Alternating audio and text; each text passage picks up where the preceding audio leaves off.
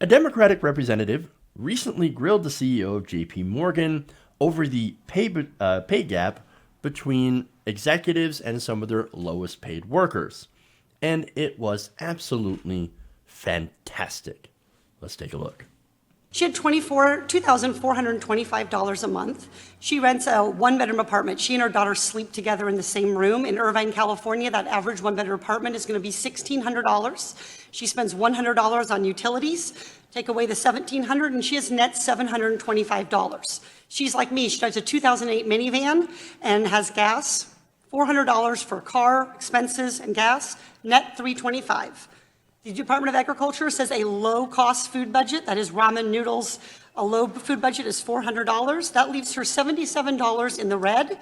She has a Cricket cell phone, the cheapest cell phone she can get for $40. She's in the red $117 a month. She has after-school childcare because the bank is open during normal business hours. That's $450 a month. That takes her down to negative $567 per month. My question for you, Mr. Diamond, is how should she manage this budget shortfall while she's working full-time at your bank?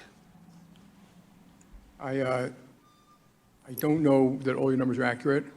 That number is generally a starter job. She is a starting employee. She has a 6-year-old child. This is her first job. And you can get those jobs out of high school, and she may have my job one day.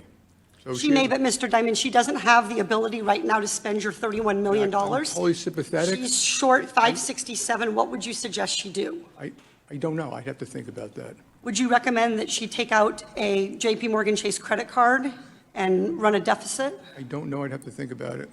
Would you recommend that she overdraft at your bank and be charged overdraft fees? I don't know. I'd have to think about it. So I know you have a lot I'd love to call her up and have a conversation about her financial affairs and see if we can be helpful. See if you can find a way for her to live on less than the minimum that I've described. Just be helpful. Well, I appreciate your desire to be helpful, but what I'd like you to do is provide a way for families to make ends meet so that little kids who are 6 years old living in a one-bedroom apartment with their mother aren't going hungry at night because they're $567 short from feeding themselves, clothing them. We allow no money for clothing. We allow no money for school lunches. We allow no money for field trips, no money for medical, no money for prescription drugs, nothing.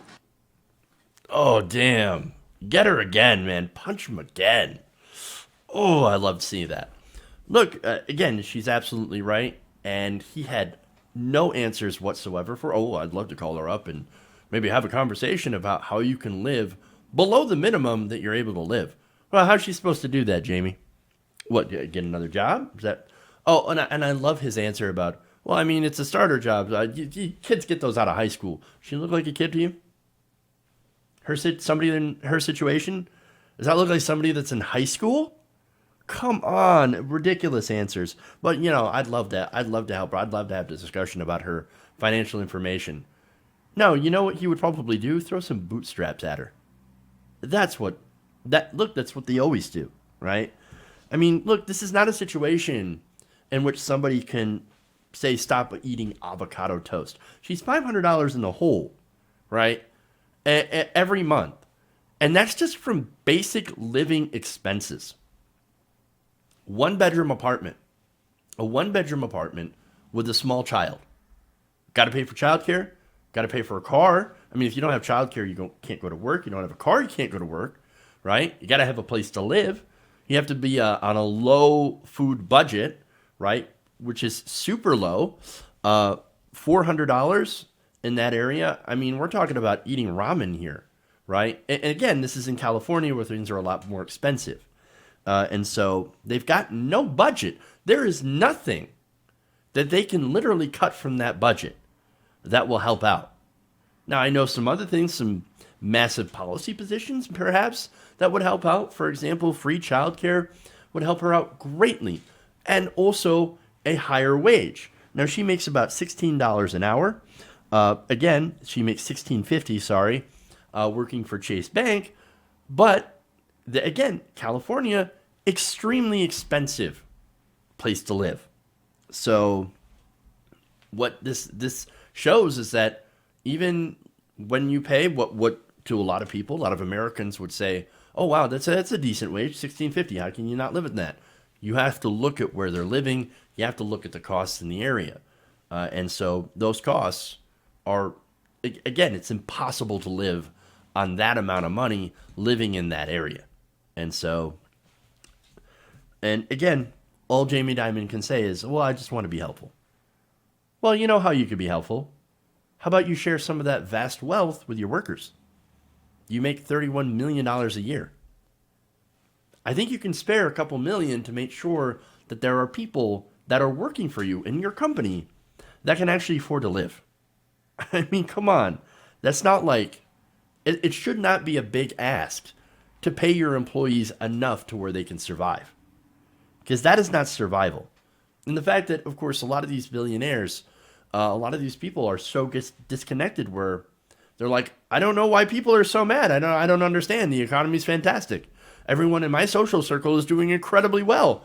What problems are there? I don't see any problems. I don't see any issues with wealth, redistribute, like with wealth and income inequality. I don't see the need for wealth distribution or redistribution. I don't see a problem. Everybody keeps telling me that there's a problem, but everyone around me in my social class tells me everything's great. What's the problem? Why don't you just get another job? Why don't you just cut some stuff out of your budget? Oh, and also, if you heard in the middle, towards the beginning of that clip, he also said, I don't think your math is, I don't think your math's right. Really.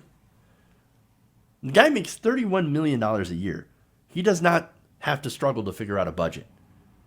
And so, who is he to talk about her math? And which, by the way, so he did talk about that, right?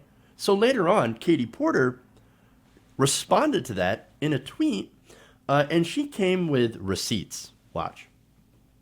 Look at that. I think she has got the math all figured out. Oh, is there a problem with the math? You know what? There actually is a problem with the math. The numbers that she has to work with don't add up. Why? She doesn't have enough money for them to add up. There's just not enough pay to help people like that young lady. So big props to Katie Porter for pointing that out. That was amazing to watch. And maybe, hopefully, Jamie Dimon learns something and starts paying his workers a better wage. Hey guys, hopefully you enjoyed that free video. Now I'm going to have to ask you a favor. Between the demonetization and the YouTube algorithm messing around with view counts, etc., we're having a hard time adjusting to the new YouTube reality, which is where you guys come in. See, we have a Patreon, patreon.com/TYTNation, set up to help us rely on you guys, the viewers, instead of big corporate ads. Look, you know the show. You know how I'm not in favor of big corporations anyway.